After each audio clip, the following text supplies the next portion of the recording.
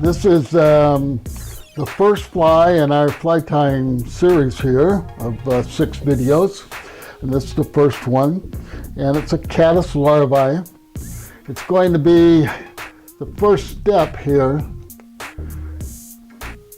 is to debarb the hook. So basically I have a hook, has a little barb on it, and I'm going to just pinch it down with a pair of pliers. That's all it takes. Some guys roll the pliers, some guys put it in a vise to pinch it down. Some guys just buy barbless hooks, which they charge a premium price for, but what the hey.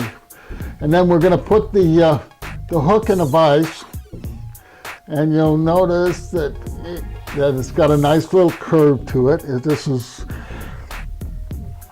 okay, and then we're gonna start our thread. Now, the thread you start up near the eye, and all you do is you wrap it back on itself, okay?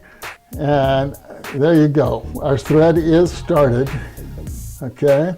Now, this piece here, you can cut off or you can leave. My preference is to leave it.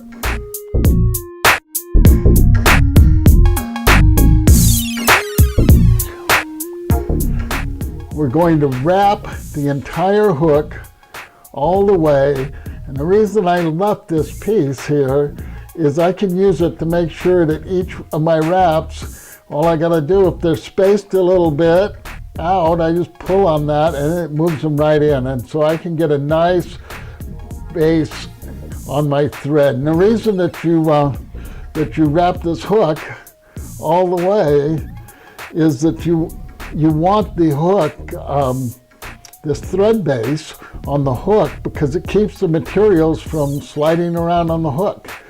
And for this fly, we wrapped to right over where that barb was. So it's past the point. When you get down to this end, you got to kind of wrap at an angle. If you wrap straight up and down, you catch on that hook. And that won't be good. You break your thread. And to cut this end, all you do is just put your scissor blade right up against it and push.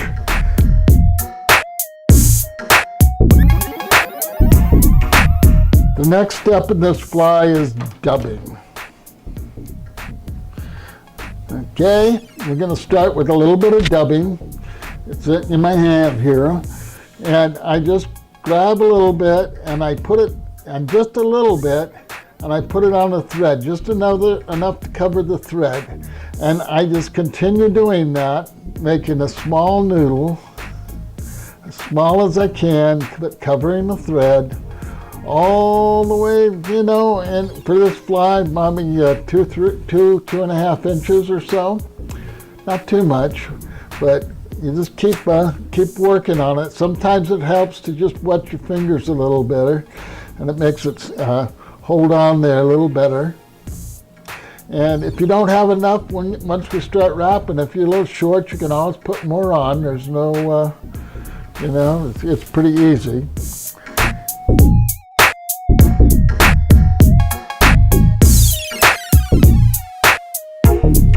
The next step is we're going to wrap that dubbing up the hook. We want it tapered a little bit so it gets a little thicker as we go along. So you can, you know, wrap a little bit extra. And you see right here, I need a little more dubbing. So it's just simple, just put it on there.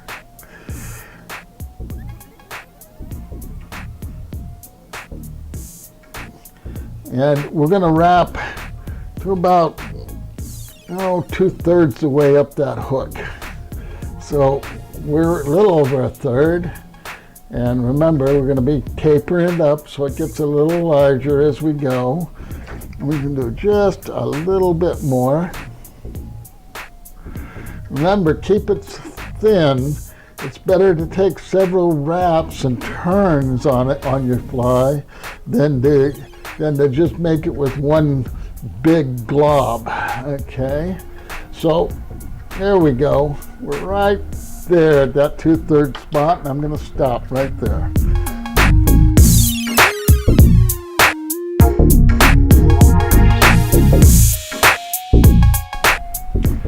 The next step is to dub a thorax. Okay, now we've already made 2 thirds, and the thorax is going to be done the same way. We're going to add the dubbing and cover the thread with it. Move it up and wrap up there. And this time we're going to taper in the opposite direction a little bit, and we're going to leave just a little bit of hook shank there. So it doesn't have to be much.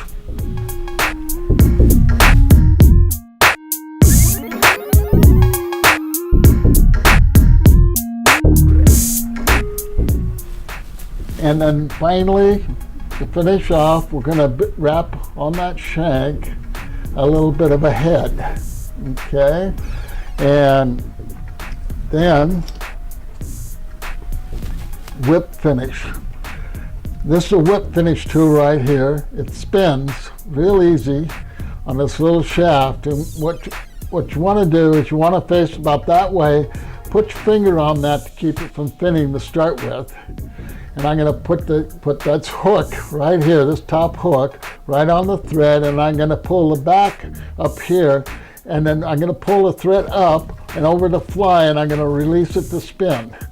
Now, all we do is just wrap right up on the thread.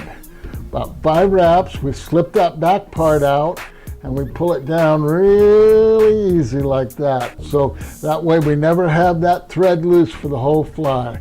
We'll do that one more time, just so you can see how it's done. We put it in like this, around there, and this does take a little bit of practice. And you just flip it out and pull it down tight. So once again, to finish the fly, I'm going to cut my thread. Just put a little pressure on it. And at this point, you can add a little dab of head cement to the top if you want, or if you prefer, you can leave it like that. And that's a caddis larvae.